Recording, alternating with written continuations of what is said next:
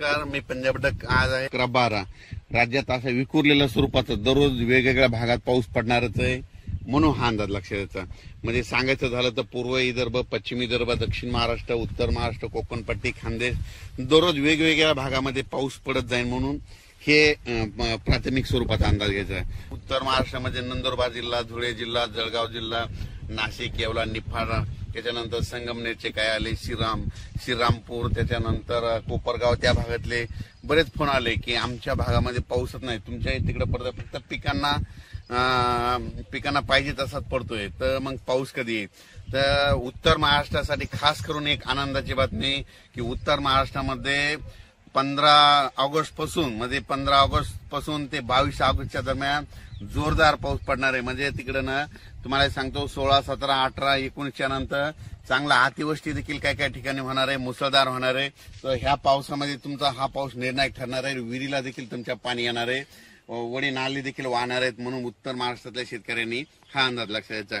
त्याच्यानंतर परत सांगू इच्छितो की मुंबई, पुणे, नाशिक, संगमनेर, इगतपुरी, या कोकणपट्टीच्या भागातल्या सर्व शेतकऱ्यांना सांगू इच्छितो की तुम्ही काय करा, म्हणजे तुमच्याकडं म्हणजे 17 ते 22च्या दरम्यान, म्हणजे 17 ऑगस्ट पासून 22च्या दरम्यान मुंबई असो, पुणे असो, त्याच्यानंतर नाशिक, इगतपुरी या भागामध्ये अतिमुसळधार पाऊस पडणार आहे, म्हणून हे अंदाज लक्षात. मुंबईला देखील म्हणजे असा पाऊस पडेल की तिथलं काही काही ठिकाणचं म्हणजे पाणी साचण्याची शक्यता आहे, म्हणून हा मुंबईकरांनी खास करून हे म्हणजे 17 ते 22 अंदाज लक्षात घ्यायचा. त्याच्यानंतर पुण्याकडे खूप पाऊस पडत असल्यामुळे तिथलं परत त्या नद्याला पाणी येणार, परत तळ्यांचं पाणी सोडावं लागणार, त्याच्यामुळे परत पूर परिस्थितीमध्ये सांगली, कोल्हापूरकडे तिकडे परत पूर परिस्थितीला सामोरं जावं लागणार, म्हणून तिकडे देखील नद्याला पाण्याला पूर येणार आहे, म्हणून हे अंदाज सांगली, सातारा, कोल्हापूर या शेतकऱ्यांनी लक्षात घ्यायचं. त्याच्यानंतर राज्यातले सर्व मराठवाड्यातल्या शेतकऱ्याला सांगू इच्छितो की मराठवाड्यामध्ये आज म्हणजे पासून ते 13 ऑगस्टच्या दरम्यान म्हणजे मराठवाड्यामध्ये परभणी जिल्हा झालं, नांदेड जिल्हा झालं, हिंगोली जिल्हा झालं, लातूर जिल्हा झालं, धाराशिव जिल्हा झालं, बीड जिल्हा झालं, जालना जिल्हा झालं, त्याच्यानंतर संभाजीनगर, ह्या भागामध्ये आणखीन असा दररोजच म्हणजे पाऊस सुरू राहणार आहे. म्हणजे असं एकदम मराठवाड्यातला पाऊस आता एकदम असा बंद होणार नाही. आणि सगळ्यात महत्वाचं सर्व शेतकऱ्यांना महाराष्ट्रातलं सांगू इच्छितो की राज्यामध्ये मागच्या महिन्यात कसं समजा थोडी उघाड दिली होती, खंड म्हणजे 10-15 दिवस पाऊस पडला नव्हता, तर हे ऑगस्ट महिना संपूर्ण पावसाचाच जाणार आहे, याच्यात उघाड भेटणार नाही.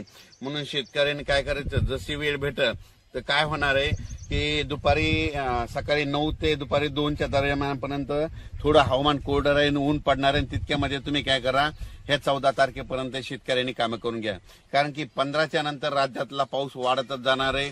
15च्या नंतर परत सांगायचं तर पूर्व विदर्भ म्हणजे 16 तारखेपासून तर 22 तारखेच्या दरम्यान पूर्व विदर्भात देखील खूप मोठा पाऊस राहणार आहे, म्हणून पूर्व विदर्भातल्या 6 जिल्ह्यातल्या शेतकऱ्यांनी हा अंदाज लक्षात घ्यायचा. म्हणजे नागपूर, वर्धा, भंडारा, गोंदिया, चंद्रपूर, यवतमाळ, त्याच्यानंतर वाशिम, हिंगोली, त्याच्यानंतर बुलढाणा, अकोला, अमरावती या भागात देखील म्हणजे ह्या 16 ऑगस्ट पासून म्हणजे 15 ऑगस्ट ते 22च्या दरम्यान चांगला मोठा पाऊस पडणार आहे, वडे नाले वाहणारा पडणार आहे.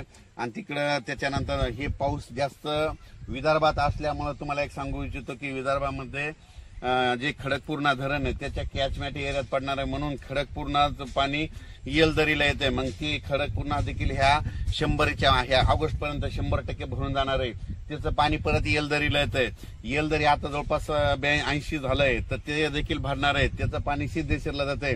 ती सिद्धेश्वर म्हणजे ह्या पावसामध्ये 3 धरणं तर आता हे 100% ऑगस्टच्या शेवटपर्यंत भरणार आहे. त्याच्यानंतर सांगायचं झालं तर पश्चिम महाराष्ट्रामध्ये धाराशिव जिल्हा, सोलापूर जिल्हा, त्याच्यानंतर सांगली, सातारा, कोल्हापूर, पुणे, दोन, कडाष्टी, बीड ह्या पट्ट्यामध्ये म्हणजे आजपासून म्हणजे दररोजच म्हणजे आज 10 ऑगस्ट पासून ते 22 ऑगस्ट दरम्यान दररोज भाग बदलत तसा 14 तारखेपर्यंत वेगवेगळ्या भागात पाऊस पडणार आहे.